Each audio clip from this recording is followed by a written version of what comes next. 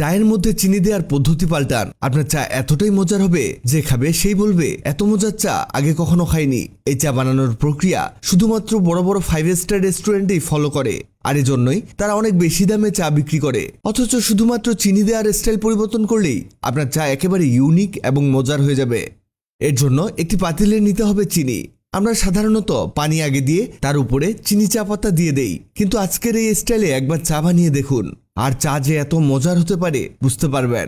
এই চিনিটিকে ক্যারামেল বানিয়ে নিতে হবে। দেখুন এটা এভাবে গলে যাবে, আর যখন এটা গলবে এর কালার লাল হয়ে যাবে। এবার এই ক্যারামেলের মধ্যে হালকা কিছুটা পানি দিয়ে দিব। এখানে আপনি দেখবেন এই ক্যারামেল আস্তে আস্তে পানির সাথে মিশে যাবে।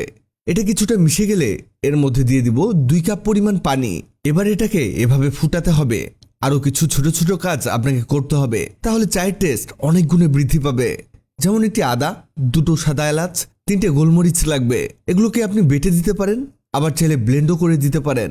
তবে আপনি যদি পিষনি দিয়ে পিষে দেন সেক্ষেত্রে একটা কথা মাথায় রাখবেন, আর সেটা হচ্ছে অবশ্যই এগুলোকে ভালোভাবে গুঁড়ো করে নিতে হবে। এই চা যে শুধু টেস্টি হবে তাই না, এটা আপনার অনেক উপকারেও আসবে।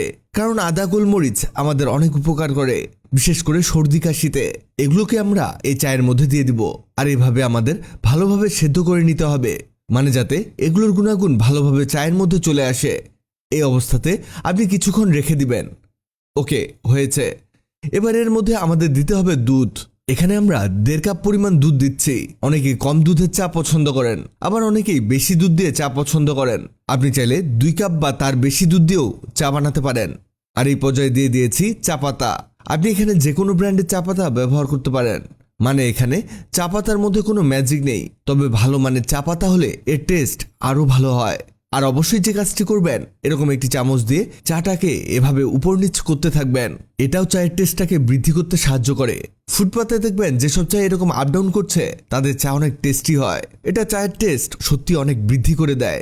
লাস্ট আরেকটা জিনিস আমাদের অ্যাড করতে হবে, তবে তার আগে জানিয়ে দেই, আগের ভিডিওতে কমেন্ট করেছেন কুমিল্লা থেকে হুমায়ুন কবির মজুমদার, মালদা থেকে হাসিবুর রহমান, সিলেট থেকে জোসনা বেগম, চট্টগ্রাম থেকে প্রিয়তোষ দাস, নোয়াখালী থেকে সুমা রহমান। আপনারা যারা কমেন্ট করেছেন আপনাদের ধন্যবাদ। লাস্টের দিকে এসে আমরা এর মধ্যে যে জিনিসটি অ্যাড করব আর তা হচ্ছে চিনি। এখানে চিনি আরও 2 চা চামচ পরিমাণ অ্যাড করে দিচ্ছি। দেখুন চা কেমন কালার ধারণ করেছে, আর এর থেকে চমৎকার একটা ফ্লেভার বের হচ্ছে। আপনাদের দেখাই, এই দেখুন কাপের মধ্যে ঢালা অবস্থাতেও কেমন লাগছে।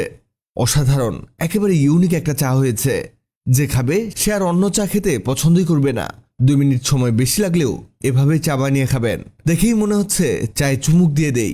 এমন চা একবার হলেও খাওয়া উচিত, তাহলেই বুঝবেন এতদিন চায়ের নামে গরম পানি খেয়েছেন। চায়ের আসল স্বাদ কি হতে পারে এই চা আপনাকে বলে দিবে। ভিডিওটি অনেকের উপকারে আসতে পারে, তাই ভিডিওটিকে শেয়ার করুন।